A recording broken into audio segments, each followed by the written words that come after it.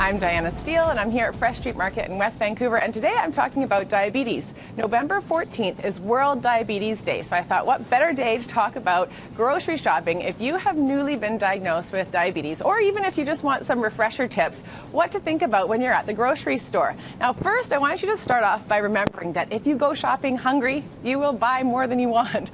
So please eat before you go and take a list and try to stick to your list. If you can shop once a week, then you will limit these sort of extras that come into that grocery cart. But generally, when you're going to do your grocery shopping, look at the different food groups, starting off with fruits and vegetables. No fruit is forbidden. I don't want anyone to tell you that you can't have grapes or you can't have bananas. Yes, they contain carbohydrates, but we need carbohydrates. You're not cutting out carbohydrates. You just want to watch how much you're having at one particular time. Oranges have a low glycemic index. They're a great fruit to include, and most people don't get enough fruits and vegetables. So first and foremost, focus on adding fruits and vegetables to your day. Maybe limit your fruit to 2 to 3 servings and fill up your plate, half of it with the leafy greens if you can at lunch and dinner, and that will really make a big difference to your dinner plate. Then moving on from the produce section, when you're starting to look at your grain products, what are you looking for with your bread? First of all, I want you to start with the ingredient list and check to make sure that the ingredients say 100% whole wheat or whole rye. If it says enriched wheat flour or wheat flour, it means it's white flour. It is going to be very low in fiber. So of course, the next thing you can look at is the nutrition facts table. I'm going to show you this one because it's got a lot of fiber in it. So you're going to go and choose to look at the fiber here, and this one says 5 grams of fiber per slice. So you can compare your different grain products to see which one's got more fiber.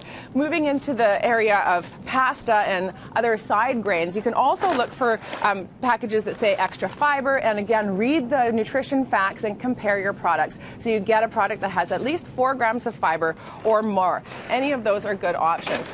In the dairy section, dairy is a sort of a confusing one because some people will think, well, I can't have yogurt that's sweetened because there's sugar in there. But if you choose a Greek yogurt, you're going to get a little bit more protein. And protein slows the absorption of your carbohydrates. Also, a higher fat yogurt will slow the absorption of your carbohydrates. So you could choose a higher fat Greek yogurt, and then your blood sugars will rise a little bit more gradually. Thing is, there's going to be more calories, and you want to make sure you're maintaining a healthy body weight. So just have a smaller portion of that kind of yogurt, or go for one that's plain, and that way you're not getting the extra sugar, and you can just add your berries to that, or maybe a little bit of jam that has less sugar in it.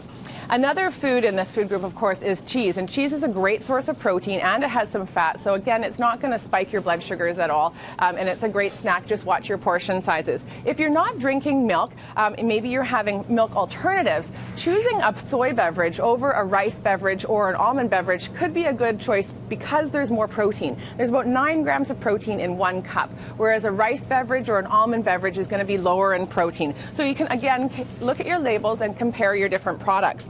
One of the most important food groups in this group for diabetes is getting enough protein. So whether you're having chicken or fish, or choosing a lean cut of beef, or even having peanut butter or nuts and seeds, ensuring that you have some protein at each meal, and sometimes even your snacks, is very important. So don't forget that protein food. Just choose lean. Maybe skip the sort of processed meats that are in the frozen food aisle that have any battering on them, because that's just going to add the carbohydrates.